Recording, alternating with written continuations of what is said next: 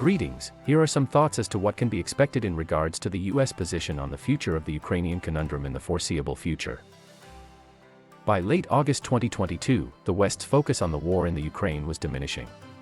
The two sides were bogged down in an extended stalemate, freeing Western leaders from making difficult choices or thinking too hard about the future of the conflict. Events since early September, the Ukrainian gains, followed by Russian mobilization, annexations, missile attacks on the infrastructure, and indirect nuclear threats, have shattered that illusion, pushing the war into a new and more dangerous phase. Since the start of the war, the Biden administration has effectively maintained a balanced realpolitik approach, arming and funding Ukraine yet continuing to make clear that the United States will not engage directly in the conflict. But the administration has avoided talking about one crucial area of war strategy altogether: how it might end.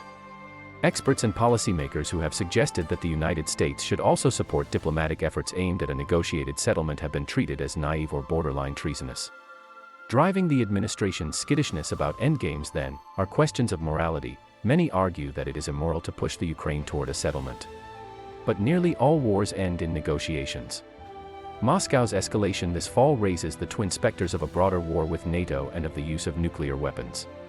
The global economic costs of the conflict are already enormous and will almost certainly increase with the onset of winter.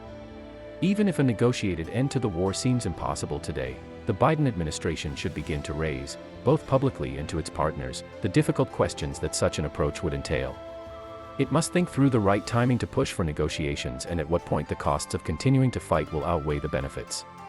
In seeking a sustainable settlement, the administration will be also figuring out how to capitalize on the Ukraine's successes, real or perceived, without setting the stage for further conflict.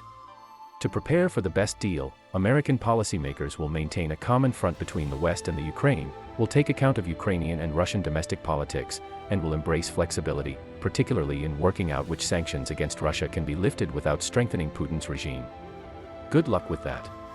If the administration does not prepare soon, it may find its carefully calibrated response to the war being overtaken by a dangerous fantasy of absolute victory. The problem is that fantasies of that kind may lead to a very sobering encounter with harsh reality. And that was the view from the Red Corner. Thanks for listening.